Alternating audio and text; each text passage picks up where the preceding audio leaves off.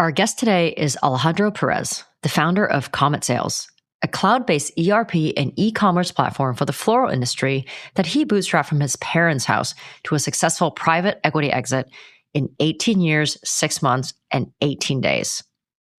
Alejandro built one of those quiet, real businesses you almost never hear about. No VC, no hype, just a guy who fell in love with the flower industry. He spent 6 years before running an agency, making no money before he realized the goal wasn't to make money, it was to add value. The moment he flipped that switch, everything started to work. In this episode, we get into what it took to build that company, the unusual reason he started paying himself a market salary, why he hired a banker for the sale when he didn't have to, and his outlook on building, money, and success. And one more thing I wanted to share before we get into it. I've known Alejandro for a couple of years now, and only after this conversation did I realize that he's the most positive person I've ever met. You'll hear what I mean. If you've ever wondered what it takes to build a company with an abundance mindset and be unshaken no matter what happens, this one's for you. Welcome to another episode of Profit Led. I'm your host, Melissa Kwan, co-founder of eWebinar. This season, we're exploring the intersection of passion, profit, and purpose, and how those things change as founders evolve and come into financial success. Let's get started. Alejandro, you've been a hustler since you were 13, right? Typing classmates' papers for money. You even came up with a tiered pricing model, more expensive the closer to a deadline. What does that 14-year-old version of you tell us about how you think about money and work and values? It's like I would define like this. I like chaos, because chaos brings opportunities, right? So again, going back to when I was like in second grade in high school, it was like, it's like the chaos was like suddenly like we had like typing classes and then teachers started requesting papers being typed, and when I was taking typing classes, I used to type with 2 fingers, right? But it was very inefficient. And then on typing classes, I realized that I could type with 5 fingers and it would be like, much, much faster. But it was just painful because it was easier to type the papers, whatever you had to do using 2 fingers instead of using 5. But I actually put the work in using 5. And I love typing. I just found it fascinating. So then I realized like most people hated typing. And it's like, hey man, I'll type the paper for you, What that taught me is like, if you figure out something that people don't like to do and you kind of like figure out how to do it, that's where you can actually make money. And then like what you were saying with the tiered pricing, what I realized is most people would bring me like their labs and the papers like the night before. And I came up with, and I forgot the pricing, but imagine it was like $1 per page, right? If it was 48 hours, 72 hours before, but then it was like 48 hours, it would be like $2 per page. But if it was the night before, it would be like $5 per page, something like that. And if it was like after 8 p.m., it would be like $10 per page. And you know what? Most people, like 90% of my business came from, the late and the ultra late. And I remember that I would just from 5 o'clock to probably like 1 a.m, I would stare to typing papers. And the next day I would just go in and again, I would make a ton of money. This is 1995. So you can imagine I would make good money for that time, when I was in high school. So it was fun. Did you have a team of typers or was it just you? Like a solopreneur? Yeah. It was just me. No. And then I learned stuff. Like, for example, I had like seniors and I was like a sophomore. Then I had seniors and sometimes I would deliver the paper and started like, hey, Mel, by the way, who's going to pay me? Oh no, David's going to pay you. And then we'll go to David. Hey man, so Mel told me, oh no, Gary's going to pay you. And then, I would go to Gary and then, oh, well, Mel's going to pay me. So suddenly I didn't get paid on that paper. So now I learned my lesson. So now when something like that happened and I had certain people that I knew, let's say the same team, requested a paper, I would print 2 versions, right? And then the first version I would go and say, hey, here's your paper. Oh yeah, David's going to pay you. Mel, if I don't get paid right away, I'm just going to pour it apart. And you were like, oh, no, you wouldn't do it. And here you go. Here's your paper. It's like, oh my God, we got to turn in a 10. And well, if you come up with the money, I'll go to the library and print it. And then they would come with the money and I already had it pre-printed. So, I learned about receivables and that, you have to have some leverage. So it was amazing. And all those things add value until today. It's just amazing. So I enlisted services like you in university. I had never in university, my 4 years in university, I never wrote my own paper, like research paper. Like I Mm-hmm. just hated school. So I would hire this guy who would write like, Earth and Ocean Sciences or whatever. And I would pay him, I don't know, whatever it was, like $200-300. But then he realized he could make money from people like me who hate writing papers. So then he like basically just became a service. And then because I hadn't written any of the papers, I couldn't take the exam. So then I would have him also go in to take my exam. And then I think it created this whole thing where like, then they started checking IDs like for exams and stuff.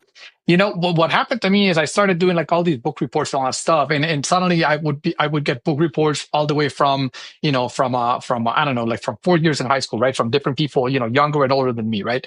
And then this is like Windows 3.1, right, before or Windows 95. So it had like the 8+3. Remember that file names could only have like 8 characters and then the 3 from the extension. So I had to come up with this convention. It was like ENG underscore whatever. And then I started having all these papers. So then the business was that, hey, can you type the paper? But it was more like, hey, man, do you have the book report from The Catcher in the Rye? And like, yes, I can give it to you with a modified version. And, it's going to be like $20. So then suddenly, I would type the paper, I would type Mel's paper, right? And then like David would say like, do you have that paper? And I would just slightly modify it because it was a year and like teacher or whatever. And I would just resell that paper. And then I started having like this huge library of papers. And that also become like a great part of the business. So yeah, that was amazing. It was a fun time. You're the original Claude, the paraphrasing. Yeah, exactly. Literally. So then you went to college, became a programmer, ended up in a textile company. And then you basically took a 1-week project at a flower importer that turned into 3 years, which then ultimately became your career. When you look back at that period, what did success look like to you? You know what?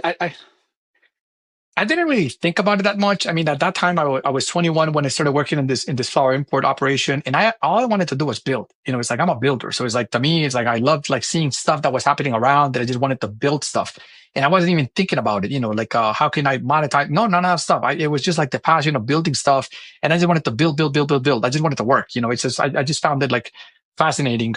And then eventually, I left the company, and then I started my company in 2004. On April 1st, 2004, with a partner of mine, and we just started like doing like all these projects. And again, at that time, success was only making money. At least from my experience, when your sole focus is to make money, money becomes very elusive. Because that's what happened to me for years. For years, the only objective that we had was like making money, making money. How do we make money? And then we tried all these different things. And the neighbor's lawn always looks greener. So it's like, oh, what we're doing is really hard. Let's do this because it sounds easier, and it's bullshit. It never really works.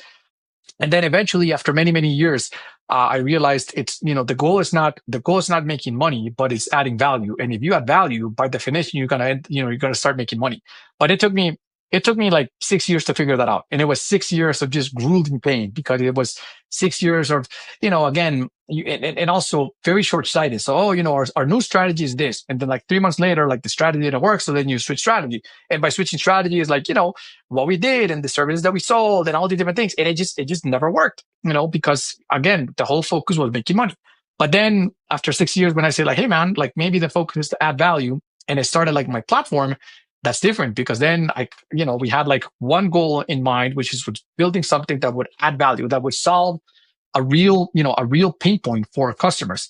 And that's when it all started. And then from that point forward, I'm not going to say that it was easy, but at least you had like focus. And then success started looking like, how can I build something that adds value? Because if I build something that adds value, then customers are willing to give me their money in exchange for the value that I'm bringing to the table. And then, you kind of like take off. But 2004, the company you're talking about, was that Komet Sales or was that something else? The original company was called Vertical Technologies. But then it's like, what happens is I came up with the name Komet Sales in 2010, and it was actually Komet with a C. And a friend of mine, like a customer of mine, called me like a couple of weeks later saying like, hey man, did you notice that Komet is the name of the cleanser? Like that cleanser, like with the green and yellow stripes. And I'm like, oh fuck, like, that's bad. So I just switched the name to a K, and then it just became Komet Sales with a K. I mean, it's like, I'd love to have like a more sophisticated story. We had like a market study and whatever. No, man, that's like the real story. But then the company was still named Vertical Technologies, and then the product was what really took off. And then I just came up with a DBA, doing business as for Komet Sales, and then ever since that, it just became Komet Sales, and that's it. But again, like the legal company, up until we dissolved it a couple of years ago, was called Vertical Technologies LLC, DBA Komet Sales. So for 6 years, you were still building software for the flower industry. Not flower industry. I was building software for all sorts of companies. Okay. Like, were you like a dev shop? That's exactly it. I mean, I joke with my friends and customers, like, I have a PhD on Jack of all trades, master of none, and I acquired that PhD in those 6 years, 6 or 7 years, because it's like, you try to do you try to be everything to everyone, and when you're everything to everyone, it doesn't really work. It's kind of like on the personal life, when you try to be everything to everyone, it doesn't really work. It's like you gotta get to a point where you're like, fuck it, like these are the people that I want to deal with, and the rest of the people I don't give a shit, and then life becomes easier. Business wise, it's the same. When you try to be everything to everyone, boom, it's just hard. And it also, when you start doing a business, it's like there's so many bright, shiny objects on the edge of the road that they're a distraction. And it's really hard because, like, you have a mission, but it's like people go like, hey, now that you're doing flowers, have you thought about doing the same things for avocados or, tomatoes or produce or wine? And it seems so much easier than what you're doing. Why don't you give it a shot? And it's like the discipline that you have to say, to say no. That's hard, man, because you got to say like, no. And that's what I did for years. Like my philosophy was very simple. Until I'm not the number one in the flower space, why would I go someplace else? I mean, if I become like the number one and I've saturated the flower space, great, we'll move someplace else. But that's just hard to, it's just hard to saturate a market. Why would I go to a different market, instead of becoming like the number one in one market? So you went from building software for other people to deciding, okay, we're going to build our own platform for the flower market. Exactly. And why did you choose the flower market? Well, a lot of things have to do with luck, like again, why did I choose the flower market? Well, I had a background in the flower industry, so I worked in this flower import operation for 3 years, and I really learned like the inner workings of the business, like buying, selling, operations, the warehouse management, like all these different things, right? So I kind of like learned that, but then it was like, wow, that's boring, and there's no market. So then I went out and I tried to build everything to everyone for 6 years, and it didn't work. And then I ended up going back into the flower business because I had a friend of mine, a customer of a friend of mine, called me and said like, hey man, I live in Tampa and I want to build like I need a new POS. Can you recommend me somebody? And I was like, sure. There's actually a company in Tampa that has like a POS specifically for flowers. We ended up acquiring that company, many years afterwards. And then like 2 weeks later, at that time I had like one customer. I mean, I was really, really like in dire straits. I had one customer and I was building like this logistics system for the flower industry, for a trucking company in the flower industry. I would build them like every Friday. And you know what? I would go like on Friday and I would look at my invoices, and it's like, I can't send like, the sequential invoices like every Friday, because when they click on AP, they're going to realize that they're my only customer. So like every Friday I would go into QuickBooks. Yeah. So if you go into QuickBooks and you look at that time I used QuickBooks, and you go to the invoice number and you hit the plus sign, it just kind of like bumps up the invoice. So like every Friday I would skip like 47, 35, random numbers, so that when they looked at AP, it looked like I was super busy, which I was not. So anyways, a lot of things happened at that point. And then with this guy, what happens is like he called me, I had like one customer, and like 2 weeks later, I was like, you know what? I should probably like build a system for the flower industry because I kind of like know it. And at that time, this is like 2010, and web-based applications were kind of just taking off, but like Salesforce was like the only one like enterprise application that was out there. And I was like, you know what? I love like web apps, and I'm going to build this web app. And I called this customer, like, well, this guy, Grimes Cannon, 2 weeks later. And I was like, listen, man, I'm going to build, a POS that's web based. Would you be interested? And he was like, fuck yeah, man, I'll be your first customer. And he actually became my first customer. And that's how I kind of got started. I mean, honestly, anyone who's run an agency before, including me, knows how hard it is. Yeah. Like, you're always chasing the deal, chasing the invoice. No one wants to pay you. Like, actually, I've known very few people, agency owners, who have successfully transitioned to a product of their own. It's hard. And then again, you got to deal with so much stuff. At one point in time, I had a customer in New York, 1-800-Flowers, and they were like, like the big dog in the flower industry, but they were fucking assholes, because it's like, I would do like all this stuff, and they would take like 3 months to pay me. And I would call the guy that I dealt with, like, hey man, Like, what the fuck, dude? It's been like 3 months and I haven't got my bills paid. And he was like, Alex, you do realize that it's your fault. And I was like, why is it my fault? It's like, well, your company name is Vertical Technology. So it started with a V. So it's always at the end of the list. And I'm like, dude, I mean, like I wasn't born yesterday, you know what I'm saying? So anyways, but it's a lot of stories. It's just fun. I mean, at the end of the day, when you decide to be an entrepreneur, what a lot of people don't realize, it's a lifestyle. It's just like a lot of people, and I met a bunch of people. It's like, oh, I want to become an entrepreneur because it's like, I want to golf every day in the afternoon. It's like, it's just not how it works, buddy. I mean, eventually you can get there, but it's like, it's just not how it works. It actually, you're probably not going to be able to golf, for a long period of time because you're going to be working, like every single day, including weekends. That's just something people say when they've never started a company before. They just like watch TV. And I met a lot of people when I was living in Miami, a lot of people that actually went there and did that. And they started a company because they wanted to golf every single day. And then 2 years later, they went out of business. I mean, they had to go back to the regular job after they ate up all their savings because it's a lifestyle, and it's like, you gotta hustle, you gotta work, you gotta start early, you gotta work late. There's like, everything's kind of like against you. I mean, at the end of the day, it's like getting on a boat, from Miami to say, I don't know, to Lisbon, on a sailboat, and you don't really know how to sail. And you don't have like any equipment, and then you just go in the ocean, and there could be like tornadoes, and there's like like sharks, and there's food shortages, and like everything's against you. But again, it's like you kind of like figure it out, and that's what I think that is really exciting about being an entrepreneur. It's like you have to like chaos to a certain point. So you started Comet when your life was really not in a good place. Can you give us some color as to what that was like back then? Yeah, I mean, it's like, I mean, again, it's adversity, and adversity.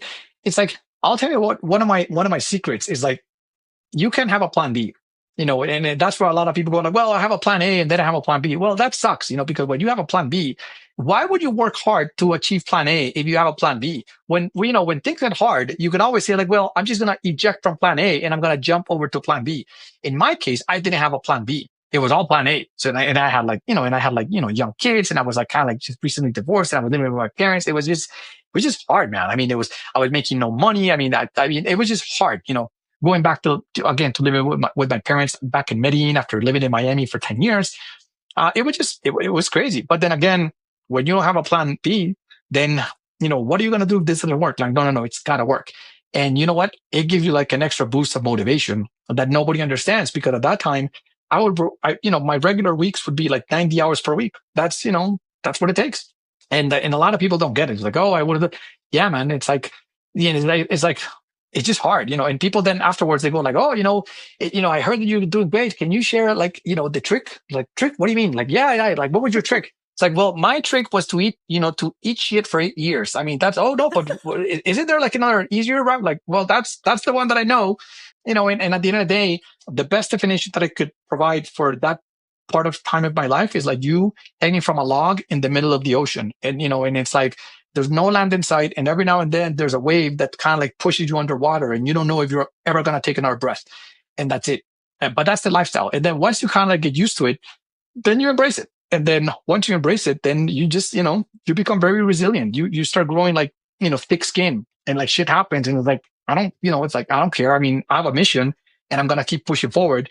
And knowing that you're always fighting, all the odds are for the most part against you, especially like I bootstrapped my business, right? So it's like, and I didn't have like I started with no resources, no resources, no experience, nothing. But at the end of the day, it's like, I had a purpose, I had a vision. And if you have that and you're willing to put in the work, I'm not saying that it's gonna work, but the odds are much higher than if you don't have a vision and you don't have a purpose, in life. It's so hard that if you don't have something that's worth fighting for, you're gonna give up. And that's why you need to have something that you really care about, because it's just really hard. What was your purpose then? Because it sounds like it was hard for many years. Like, what was a thing that got you out of bed? The purpose was like, I fell in love with the flower industry because I worked at this company, and like the system that we used was like a DOS-based system, and everything was, paper-based, and it was, faxes here and there and printing, and it was a shit show, and nothing was online, nothing. It was like all these, it was just bad.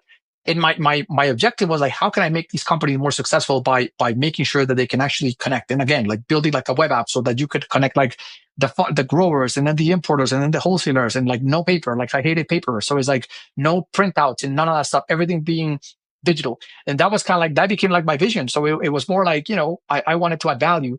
And then when you focus on adding value, like magical things happen. I'll give you an example. Like at one trade show, probably like 10 years ago, I always ask customers like, hey, what's keeping you up at night? And like suddenly a customer like, oh, so many customers are paying with credit cards, but it's such a pain in the ass because you have to go to a portal and you have to put in all the stuff. And I had like a guy that had been calling me for the last couple of months or emailing me about processing credit cards in the system. And I didn't really pay any attention.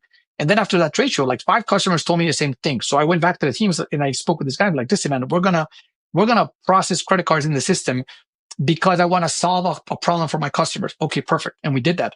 But then I didn't realize that you can actually monetize, credit card transactions. And we were processing like, I don't know, $25, $30 million a month in credit cards. And we started making like a boatload of money from processing credit cards. So again, so I never did it to make money, but the fact that we focused on adding value, suddenly like we realized that processing credit cards was super profitable for us because we made money on the residuals. So again, tons of examples like that. So you said it took a while to find product market fit. Like how many years in did you know like you were onto something? With this system, probably like a year until we started, we knew that we were into something. But it was hard because it's like I was competing with all these systems that like the DOS-based system that we used at this company, they had been around for 35 years. So you can imagine how much stuff you can actually build in 35 years. Even though it was like a solo operation, it's still 35 years. So it was hard because I would visit customers and they're like, hey, listen, your system looks great, but you don't have no purchase orders. I can't use it if you don't have POs. So it's like, oh shit, you got to go back and, build POs. Then you go back 2 months later. Hey, Mel, here's the system. Well, it's great, but you're missing like pre-books. You need to have pre-books. And I'm like, oh shit. But then, it's like, it took like probably like 2 years or a year and a half until you have like the first customer that it's a simple customer and whatever they have, if they're using like Excel, whatever you have is much better than Excel. So suddenly they jump on board. And then, I visited like, I don't know, like 100 customers in 2 years, maybe more, mostly in Miami because Miami has a big concentration of flower importers. All the flowers are flown into Miami and then, distributed from Miami. So it's easier. And again, just, repeat the cycle. Go to a customer, show him, you're missing this. Okay, go back to the drawing board, fix it, go back to the customer and do it multiple times. And then the smaller customers, suddenly you get to a point that you reach like a level that they can actually use it. And they wish that you have more, but they can start using it. And then you start having paying customers, and not only paying customers, but customers that give you feedback. And then it becomes like this positive feedback loop where you just start taking off. And then like probably like by 2013, we were like, the coolest company in the space because we were like web based and again, you listen to customers. What did they hate about the existing companies? Lack of support. Like my 2 competitors in Miami had no support. Like the support was terrible. So they had no documentation. So we had like a knowledge base. We had every single thing of the system was documented. We had like, we implemented Zendesk, and Zendesk was like the bomb. It probably still is, for customer support. So those things start making a big difference. And then we started, eating at the market that the other companies had. So as it was, starting to kind of on the up and up, like, were you paying yourself well, already living a good life? No, man, I wasn't paying myself well. I was investing, all the money back in the company. To me, it was like a badge of honor or not paying me anything, right? And then like in 2014, that's when I started getting calls like from companies, interested in learning about the company and like doing transactions, whatever. And I remember that one guy, I spoke with him and he was like, hey man, so just out of curiosity, like how much do you pay yourself? And I was like, oh, it's like, I'm so committed that I don't pay myself shit. And he was like, well, then your company is not really valuable. Like, what are you talking about, dude? And like, well, here's what happens. Like if we were to acquire your company, the first thing that we had to do is we had to find somebody that does exactly what you do. And we're not going to be able to find that person for zero. So it's like, it doesn't make any sense. So it's like, at that point, like, oh man. So it's like, suddenly it's like my real cost has to be part of the company. So then after that point, I started paying myself. And then, I started paying myself. Like if I was going to get somebody like that was doing my job, how much would they make? Same with the rest of the team. And then the company becomes much more valuable because when somebody comes in and looks at the company, if they're like, when I sold the company, we had a new CEO come in. And then, guess what? I was paying myself very good. So when we decided to bring in a new CEO, it's like, the cost was already there because we could hire somebody. We ended up spending more money, but it's like, you're not starting from zero. You're starting from, say, 80% of where the new CEO came in. So that really helps a lot. But again, you can't be premature about it. I think a lot of founders, especially nowadays, kind of wear that badge of honor of like not paying themselves, like kind of ramen profitable. But ultimately, like, you need to be mentally healthy, right? And like not in survival mode all the time to be able to make like great decisions. Well, it also depends where you are in your time frame. Like I spoke earlier today with a guy that's 28 years old, and he started a SaaS company, and they're kind of like, just getting started, whatever. And it's like, and I told him like, hey man, you're 28, you're single. It's like, you can take so many risks. I mean, you can live out of, ramen noodles, instant noodles, for a while, because again, you're at that stage. But if you have like a family, if you have like kids, if you have like other responsibilities, then it's just harder. It's not healthy from a financial point of view of the company. It's your financial are not going to be realistic if you're not paying yourself anything. And I'm not saying you don't have to pay yourself like, the top salary, but it's like you have to pay yourself something so that when somebody looks at the financials, they make sense. Because if not, you're not really running. It's not like a real company if you're running it and you're not paying it, because you have to assume that if you stop running it and you have to bring somebody in, nobody's going to come in to run it, for free. It's just not going to happen. That's how I would suggest people to kind of like set up like their comps. If I was going to bring somebody to do what I do, how much would they make? And again, understanding that you can't pay like market prices when you get started, but like as soon as you can, start paying yourself that so that the company becomes more realistic. So you've told me before, because we're friends and we hang out at parties, that you were happy running Comet. Like you didn't need to sell it. Like you would have, like you loved your job and you would have been fine, like just running it. And, when someone came knocking, you just kind of named your dream number to see if somebody would meet it. Walk me through that moment. Like, what did it feel like when somebody was like, yeah, actually, like we can meet you there? Hey, I want to take a minute to talk about the thing that makes my life and this podcast possible, my own company, eWebinar. Here's something no one questions. We expect every piece of content in our personal lives to be available on demand, from this podcast to our favorite TV show. But when it comes to business webinars, whether it's demos, training sessions, or onboarding calls, anything where a live person has to show up and deliver content, we're still asking people to be somewhere at a specific time on one specific date, hoping they'll make it, and it just doesn't scale. The average attendance rate for a live webinar is 30 to 40%. That means the majority of people who want your content never see it. Prospects who never see your demo don't convert. Customers who skip onboarding don't activate. Anyone who misses training won't adopt your product. eWebinar was built to solve that. We turn any video into an interactive experience that runs on autopilot 24/7 in every time zone. Your audience joins when it works for them, and our live chat lets you respond to questions in real time or later through email, so every question gets answered and nobody feels ignored. It outperforms live by every metric.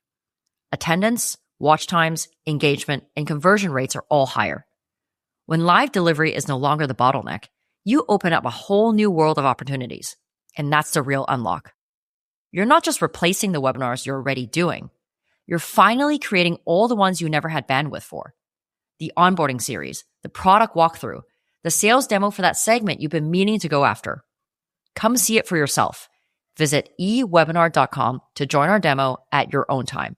No salesperson required. All right, let's get back to the episode.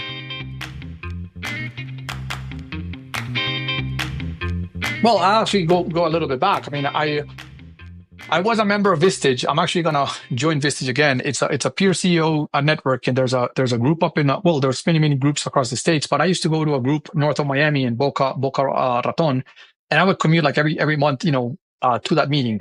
And in 2018, I think it was, they bring like great speakers, and we had a great speaker called Patrick Ongashik. I think it was the name of the guy, talking about, if you're going to sell your business, the macro environment has like peaks and troughs, right? And he was like, hey, we're going to sell the business. Make sure that, the economy is at the peak so that you can have like you could just have a better valuation than if the economy is at the bottom. And you can have like the best team, the best product, the best everything. But if the economy is down, you're going to, it's going to affect, how much you sell. So he asked me like, hey, Alejandro, so when are you going to sell your business? And I was like, no, Patrick, I'm never going to sell my business. It's like, I love what I do. It's my passion. It's my hobby. It's like, I don't really work. It's like, I just have fun. And I had one of my friends from the group, a guy called Mike Erling. He actually took a health company public and he sold it like for 800 million or something, like a crazy number. And I remember like Mike was across the room and he was like, Alex, I challenge that assumption. You should think about having a liquidity event, selling the business and doing whatever you want for the rest of your life. And it's like, it's like, I don't believe in absolute truths. It's like, I kind of change very fast based on what I learn. So suddenly before that meeting, it was like me and the company were like this. And then after that meeting, my mindset was like, hey man, a company is like a car. You use it, you kind of, I'm not gonna settle on one car for the rest of my life. So as of that meeting, I started breaking down, like, separating like me from the company. And then I was like, okay, eventually I'm going to sell it. And then since eventually I wanted to sell it, you want to make sure that you keep the company in good shape, So like we were like, I was like anal when it came to reporting, to accounting. Like all of our books were, we closed our books like on the 5th of the month. All the bank accounts were reconciled. I invested on on a strong accounting system, Intact, which is expensive and stuff like that. But then, we complied. I think it was called ASC 606 or 602, whatever, for recurring revenue accounting. Because then you start getting, as the company grows, then it's like, the requirements are, you can't, if you have a customer and you have a 12-month contract, you can't, even though they sign for the whole year, you can't book the revenue.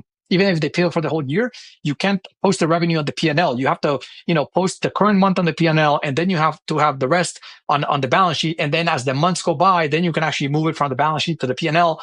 And it just becomes a shit show if you do that manually. So again, you implement Intact. And again, these are expensive systems. Intact was like, I don't know, I was paying like 80 grand a year or 90 grand a year. It was expensive. But, it got the job done. And guess what? And the reason like most people didn't get, like, why would I invest like in sales for like 65K a year and Intact like 80 grand a year and Workato, like all these, enterprise tools are really, really expensive. Well, what happens is if you're thinking about selling the business, this is an investment in the future, because when a company comes by and they're going to acquire you, if you're running like, I don't know, like Xero or QuickBooks or whatever, it gets the job done. But it's like, to a certain point, like Mickey Mouse accounting, you can go back, you can change. It's just, when you're using like a system like Intact or NetSuite, whatever, these are more hardcore accounting packages. It's just much more complex, but they're just safer. So it's like, guess what? When I sold the business, the VC that acquired us, guess what? They implemented Intact on all the companies that they acquired. So suddenly we had Intact. So suddenly it's like, oh, our financials, make sense. If they ask me for something, like, hey, here are the financials and everything's reconciled and stuff. So it just makes the company more valuable. How long before you decided, actually, I'm going to sell this one day, to actually getting an offer?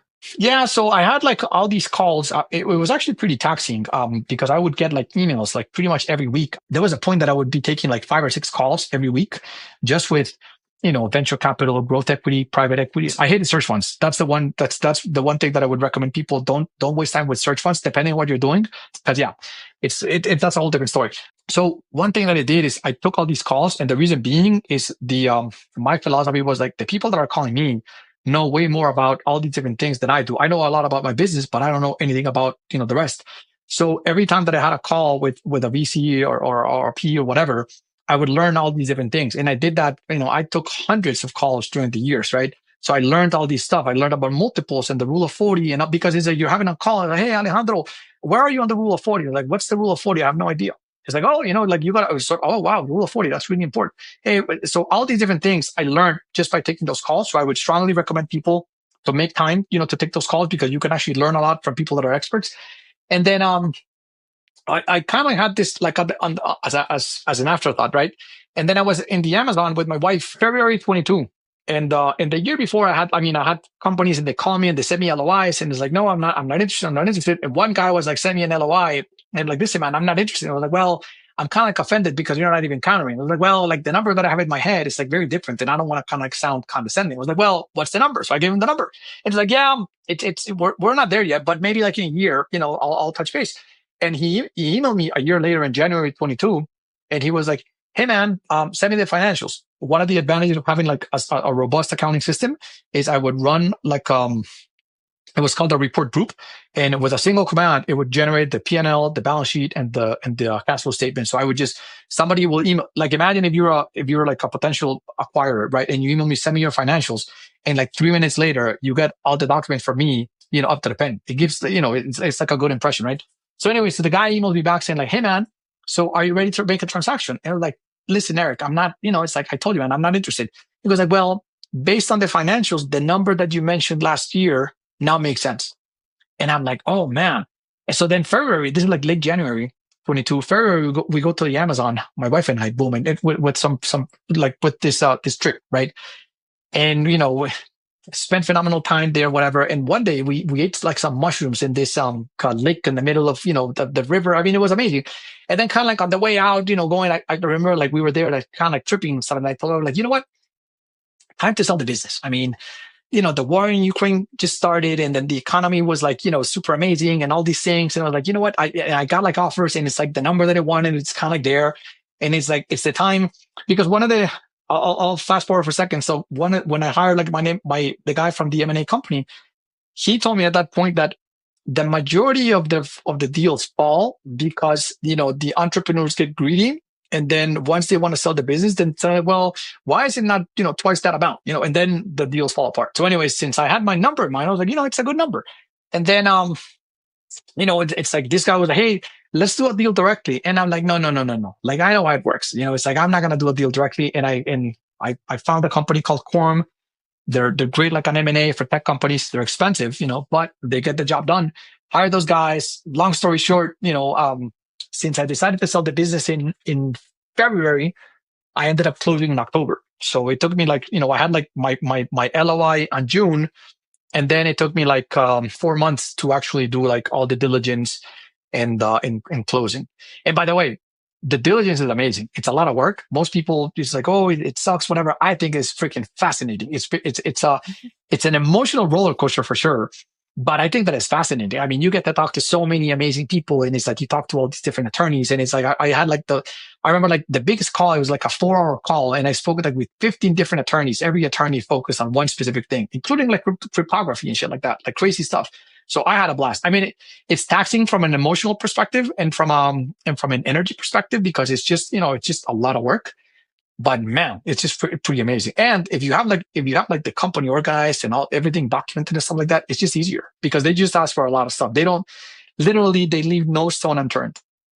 But why did you decide to go through a banker instead of going through it direct? Because I think most founders would be like, yeah, let's cut out the middleman and not pay them. No, man, because what happens is, okay, so I'll give you it's like, again, I can only share my theories and my hypotheses. I'm not saying that these are like the correct ones. I'm just saying, how my thought process. If you're gonna have like a surgery, right? You want to have like the surgery with the best doctor. Suddenly somebody goes like, hey man, why would you go to that hospital? I mean, I can operate you at my home, and you don't have to pay the hospital. And you go like, well, it's kind of like heart surgery. What happens if something happened in your home? Like, I'm not really sure if it's a hospital, the odds of being able to be, to get like the healthcare that you need, it's there. So it's like, the way that I see it is like, you're, at least from my side, is like, I'm a Nemo, right? And, swimming in the ocean, and suddenly there's a shark, and the shark wants to negotiate with me. And it's like, hey man, like, I think that I'm the bomb and I'm the shit. So I'm going to jump in the shark tank, to negotiate with the sharks. What's going to end up happening is that one of the sharks is going to eat you, and you don't even realize that you were eaten, and you're super happy because it's like you killed it, but they actually ate you alive. So my philosophy was like, well, since I'm a Nemo and I'm jumping into the shark tank, I feel much better if I hire if I rent a shark, so that's what I do with an M&A. I hire an M&A company that they're a shark, and they know they've done this multiple times. So suddenly when the buyer comes in and they come up with something that your rent a shark goes like, hey, I'm going to call that bullshit because it's bullshit. That's not market. That's not how we roll. That's not how our deals are done. And then the other thing is like, these companies, the ones that tell you to go directly, a lot of times is you start a deal and then you have to pay the attorneys, right? And the attorneys get paid when you do the closing. Boom. Well, what happens if mid-deal, they go like, hey, by the way, we were looking at the numbers and we decided that we're going to pay you 30% less or 50% less. At that point in time, you've already spent a couple of months with the attorneys. And if you call out the deal, you're responsible for paying the attorneys. And then the attorneys, like, attorneys are expensive. Like, our transaction was like, I don't know, like $1 million in attorney fees. It's a lot of money. So suddenly, if they pull midway, suddenly you're kind of like forced. So it's like, the M&A company is like a protection layer that ensures that none of those things happen. because they know how to deal with that stuff, right? And then when you have the SPA and, the SPA, the working capital, all these different things that you're not familiar with, it's like I'll tell you, and again, it's expensive. If I were to sell, my new company again, I would go to an M&A firm. No doubt about it. Like I wouldn't, because again, why would I cut corners? And plus, like with the M&A, it's like, hey, Jeff, my target is this. Help me, this is the number that I want to get. Like, sure, man. I mean, it seems like it's going to be hard, but we'll do our best. Boom. And that's what you get. Now, if I get my number, the number that I wish for, and I have to pay like commission, whatever, but I'm getting the number that I wish for, I'd rather get that, and having like a nice process, because if you do some, online research, you're going to find that there's more horror stories than happy stories. Like my story is freaking amazing, ended up having like great partners, great relationship. I'm still at the board, they're amazing partners. They've taken the company to a whole new level. I mean, it's just freaking amazing. It's just been amazing for me. But when you search online, and I did my fair of research before, it's like, man, there's a lot of horror stories, So that's what I would go with an MA. How many years did you build this company before you sold it? It only took me 18 years, 6 months, and 18 days. But who's counting? Yeah. And how did it feel like when that transaction closed? Because that's almost 2 decades, right? Like that's your baby. You see, what happens is I use a lot of mental models, right? And again, things that helps you kind of like understand life. And one of the models that I constantly use, it's about the journey, not the destination. So it's like, if you're working hard and you're only focused to sell the business and you're miserable while you're doing it, it's going to be terrible. Because again, of the 18 years, 6 months, and 18 days, when you sell the business, it's like, you have like a huge dopamine hit, and it's going to last you like for maybe like a week, maybe like 2 weeks. And then then life goes back to normal, because nothing really, I mean, sure, you have more assets available, but then besides that, like nothing really changes. I mean, like at least for us, like nothing. I mean, our life was pretty amazing before that, so it's like nothing really changed. I mean, I just have more time, especially when I got the new CEO, I got more time. So I would really kind of like encourage people that enjoy what you're doing. I mean, like enjoy the ride. I mean, at the end of the day, sure, it's phenomenal to have that and to get to that point. But like, man, enjoying the ride is the most important thing. Like again, the asset test is a Sunday. If you ask people on a Sunday, like, hey, what about tomorrow? Most people are going to go like, oh my God, tomorrow I got to go to the office, what a drag, whatever. If you ask me on a Sunday, I was like, holy shit, I can't wait to be in the office tomorrow, because I have all these ideas that have been brewing, and I can't wait to be in my desk and talking with my team and getting them off the ground. So again, and again, don't take my word for it, but ask people on a Sunday. And if you ask people on a Sunday, it's the asset test. Like most people are gonna complain about Monday. Oh, Monday, I got to go back to work, but this and that. That's just, it kind of sucks. In my perspective. I love your attitude. It's very different than anyone I've spoken to. I mean, let's talk about money for a second, right? Like you exited for life-changing money after working like almost 20 years. And then you went deep into Bitcoin, researching it. And then you put the majority of your exit into Bitcoin when it was like relatively low. So it's almost like you had kind of 2 exits, right? In a very short period of time. How has your relationship with money changed, I guess, from when you started to having a successful business to just having generational wealth? It's a great question. And here's what happens. I mean, the answer is it hasn't. And I'll tell you why. Because it's never been really that important. And I'll tell you why, because I have an abundance mindset. So when I was running, with 2010, I was like, by the way, 2010, I was always like 2 weeks from being broke. And being broke is you run out of money. That's what most people don't realize. It's like being broke in your company, you don't have the cash to pay for, whatever you have to pay. So it's like, I had a friend that had like a company in Colombia, and my payroll was in Colombia. It was like 5 people. Including myself, but I didn't pay myself at that point, of course. And my cash was so freaking tight that I would remember that I would call my friend like, hey man, I had payroll on Friday. It was like Tuesday. And I knew that I wasn't going to make payroll because I didn't have any checks or credit cards coming in, whatever. And I would call my friend saying like, hey man, I know that, he would always be looking for dollars every now and then. It's like, hey man, are you buying, do you need some dollars like this week? I was like, oh dude, like, yes, I would need like, whatever, but 5K. Okay, amazing. Hey man, can you give me like the peso, like tomorrow, and then I'll give you like the dollars like next week. It's like, yeah, man, good friend of mine, right? That was how tight it was, that was like constant, like for months or a couple of years going like that. So, and even at that time, when somebody had like a birthday, we're like, hey man, it's like Mel's birthday, let's order a pizza. And it would be $5. Like, well, let's split it so that we can all get like, the same amount of pizza, and we just make, it would just be amazing. And then when we were 90 people and stuff like that, we would have like a whole different thing. And we would, and I remember that, we would send people on vacations. We had, I went to a conference, like in 2017 maybe, and a guy was like, "Hey man, you should implement something called paycations. You should send your employees on vacation." I was like, "That is fucking amazing. I'm going to start doing that." So we actually broke the team in small groups, and we were 90 people. And like every month we would send, like people to a trip. We sent them to Nuki, and then we sent them to the desert up in Colombia. And it was amazing. And again, the company paid 100% of everything, all the expenses, whatever. And it was a huge investment. So all I'm trying to say is like, there's two types of mindsets. You have like scarcity mindset and you have an abundant mindset. When you have a scarcity mindset, it's never enough.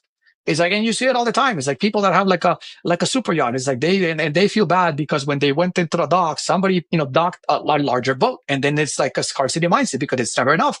I have like an abundant mindset. Like my life has been fucking amazing. Regardless of, the ups and downs and all that stuff. It's like, it's like, hey man, I've never been hungry. I've never had anything like that. I mean, my life is, my life is amazing. So again, how does it relate to money? It's like for years, during those 6 years that I told you, when I got my, I got a PhD in Jack of all trades, master of none from 2004 to 2010, give or take. For all those years, I was just, my only goal was to make money. That was the pursuit of life was making money. And I made no money. It was elusive, very elusive, because I was framing it in the wrong way.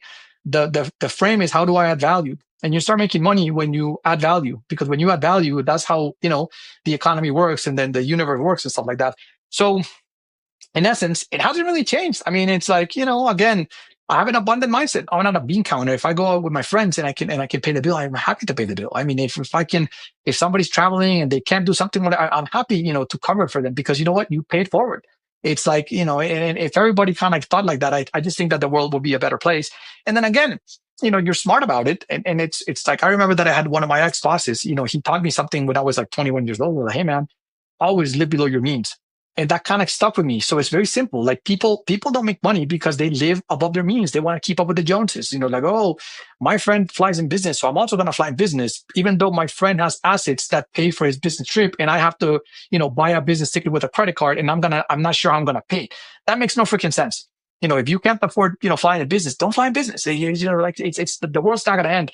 But then again, going back to the money thing, when I'm just a pragmatist, right? So it's like, be happy, just be grateful, be, have an abundance mindset. There's enough resources around, for everybody. It's just a matter of how do you channel it so that you can actually get, the part that you want. And then again, be grateful. It's like, I've met people that have so much and all they care about is having more. And I'm like, have you ever learned about the law of diminishing returns? And obviously they haven't, because when you learn about the law of diminishing returns, think about it. How many cell phones do you have? One. Could you have three? Yes. Why? It doesn't, like the curve goes like this, right? And then cars, zero cars. Okay. Kind of sucks depending on where you live. One car, amazing. Two cars, sure. Three cars, maybe you have one, whatever.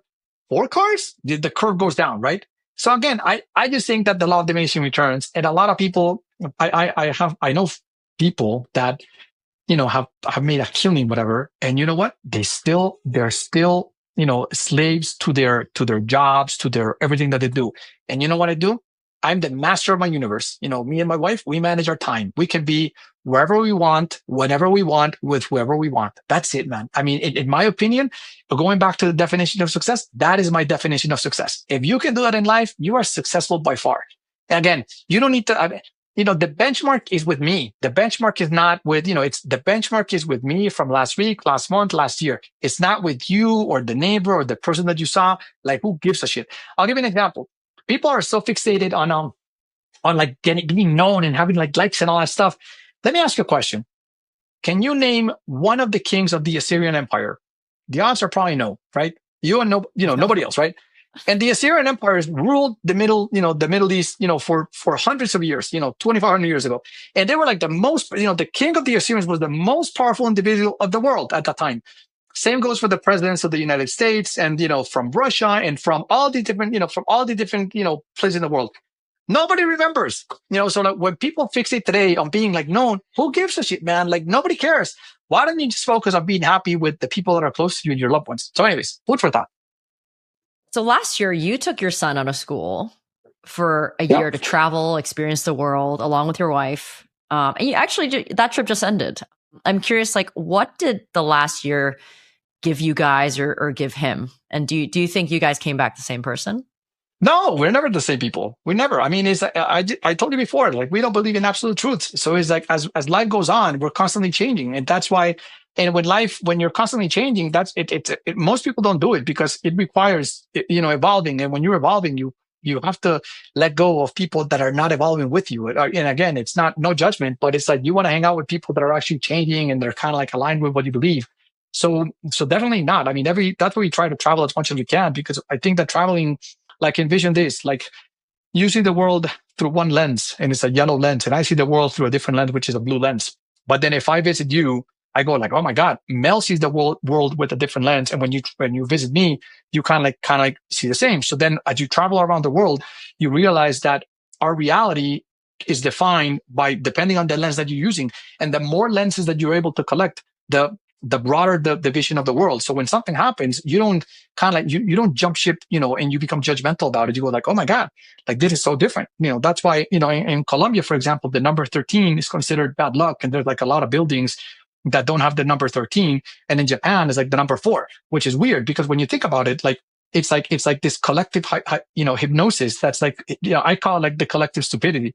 Because what's the point? Like there's no rationale behind it.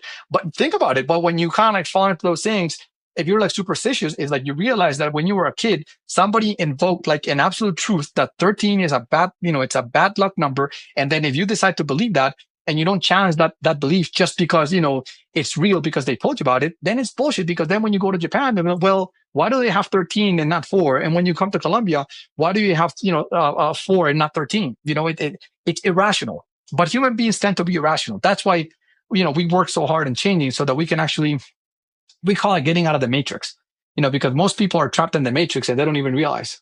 The world can use more empathy and compassion for sure. Yeah, exactly, man. Exactly. So tell us what you're working on right now. What's the next thing? So after Japan, we were traveling and we were just kind of like, I wasn't really working. So then I was listening about Claude Code and reading all these things on X, whatever. Then I came back on Japan late January and I wanted to build a project with Claude Code. So I kind of like, but I'm not working per se. So I didn't have anything to build. So it's like, well, I like Bitcoin. I like sovereignty. So it's like, I have like a bunch of cold wallets. And then it was like, well, I had like 2 heart attacks in the last 18 months. So then suddenly it's like, hey man, I should probably none of my friends have anything documented. I'm the only one that has a document. But well, I'm going to build a platform for that. And then I just kind of like started building a platform with Claude Code. And yeah, I'm pretty much done. I mean, I hired a pen testing company that did the pen testing. They work primarily with banks and all that stuff. And, they found all these holes, and I've kind of like patched all these holes. By the way, my friend that actually runs the company, they're like, like 120 people, $12 million a year, ARR business. They, I'm in the 100th percentile of the more secure companies of their portfolios. It's that crazy. And again, it's like, it's all a matter of direction. It's like the same Claude Code, but it's like, I'm pretty paranoid as it is. Like, I'm always thinking, again, like I just think that business wise, being paranoid is freaking phenomenal.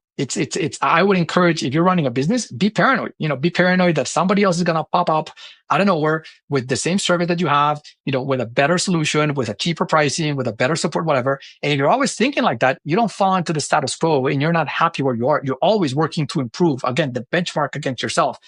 Anyways, so that's what I'm working on. It's this inheritance platform for cold wallets. Yeah, for digital assets, exactly. That's the idea. That's cool. Yeah. That's cool. Yeah. So now that you've made it, like, what is the thing pulling you forward to want to build a new thing?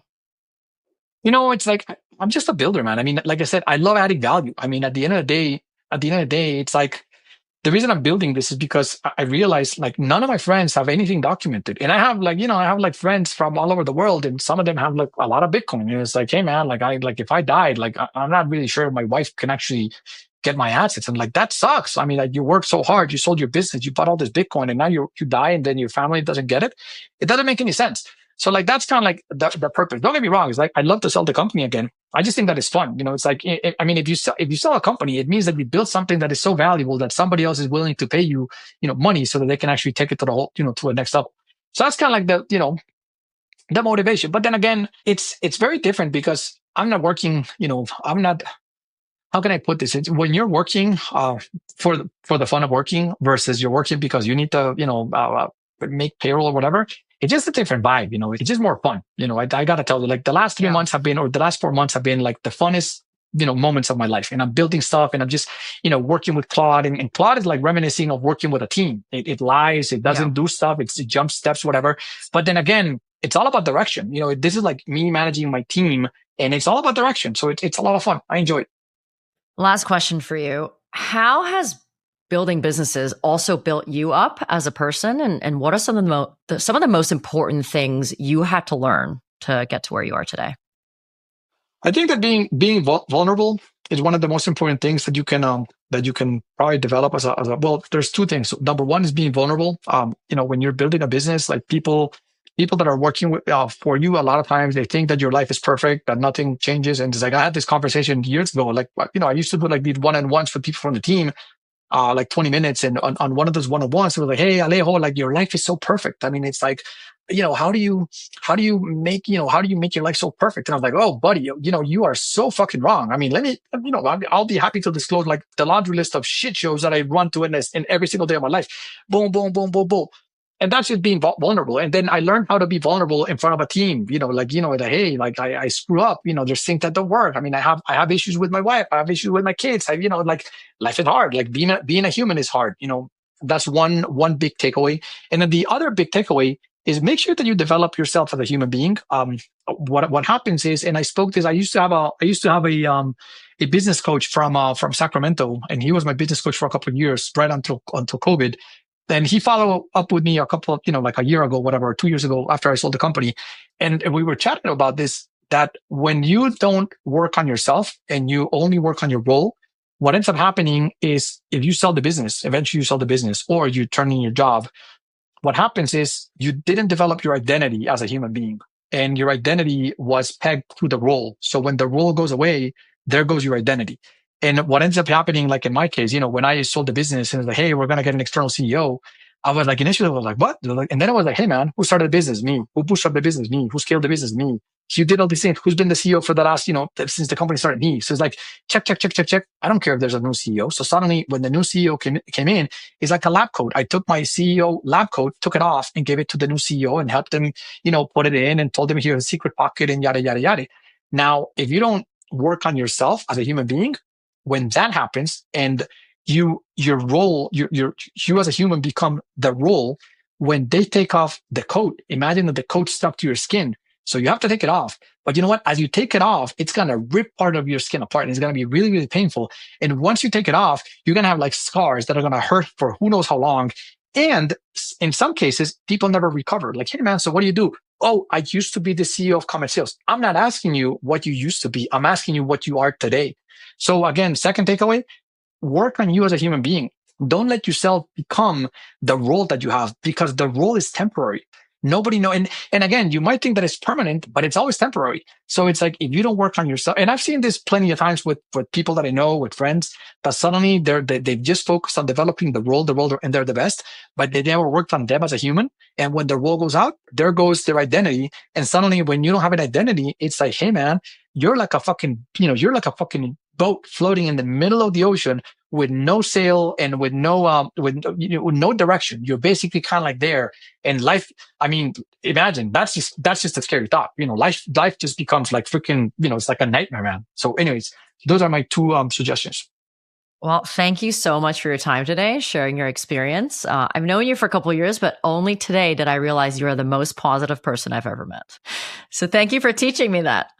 I appreciate that, but it's like at the end of the day, it's like, listen, it's like very simple. It's like, there's always like two options. So I'll give you an example. Like I had 2 heart attacks, right? And then suddenly it's like, oh shit, like I almost died twice. It's like, well, option number one is like, you sit down and I can cry and I can say like, life is not fair and this and that and blah, blah, blah, whatever. Or option number 2 is I can take the experience from the heart attacks and convert it into rocket fuel and eat it, and use that to become more powerful. So I always take the latter, so at the end of the day, why not? I mean, it's your choice. When people come, like the world doesn't give a shit. Like the world doesn't care. the moment that you realize that the world doesn't care, then it's on you. Like, it's like if you wanna do something, I mean, it's like when people complain, like, oh my God, life is not fair, this and that, and it's so hard. Like, yeah, man, like do something about it. What are you doing about it? Like, oh, I'm not making enough money. Well, what are you doing about it? Have you asked for a raise? Well, I'm afraid. Well, then don't complain. You see, so anyways, again, I'm a pragmatist, and yeah, I'm why not, man? I mean, like that's why I love studying ancient history, because when you study ancient history, you realize that this is the most magnificent moment in all of mankind to be alive. No other. When people complain about, oh, there's so much violence going on in the world, have you studied like ancient history? Holy shit, dude, that was fucking like, like again, like with the Assyrian Empire or the Persians, and like think about like Genghis Khan, like the Mongols, like how did the Mongols roll? It's like, hey man, we go to a city state, knock knock, we want you to become part of the Mongol Empire. It's like, no, fuck you, we're not gonna open the door. It's like, okay, here's like the two options. Either you open the door and you become part of our empire, or you don't open the door, we're gonna siege your city, and once we go in, and we will get in, we will kill every single person in the city and we will erase you. I was like, well, go for it. And they did, and they killed everybody. So it's like, again, we live it. I mean, like that doesn't happen. Sure, we have conflict and shit happen, whatever. But it's like, hey man, this country has decided that we're going to eradicate this whole country from the face of the earth, and we're going to do it. That doesn't happen today. It used to happen all the time. Most people were slaves, like, I don't know, like a couple hundred years ago. So when you think about it, I mean, why not be positive about it? I mean, it's like, what are the odds of you getting a cut and dying? What are the odds of you getting a car crash? I mean, listen, you get a car crash and you're freaking, torn into pieces. They take you to an ER. It's going to hurt as hell. But you know what? You walk out and you're alive, and a couple months later, life goes back to normal. So when you think about all those things, why not be positive? It's just easier and it's more fun. Proving my point as we speak. Yeah. So thanks so much for your time. No, for sure. I appreciate the invitation. Real quick, if what we talked about today resonated with you, the best thing you can do to pay it forward is to share it with someone you think would enjoy it too. The only way this podcast grows is by word of mouth. Whether that's a review, a post, or even a text to a friend, it would mean the world to me and would help me keep this podcast going. Hit subscribe so you never miss an episode, and head over to profitled.fm for show notes. If you want to connect or share feedback, I'd love to hear from you. Find me at melissakwan.com. That's MELISSAKWAN.com. Thanks for listening. Bye now.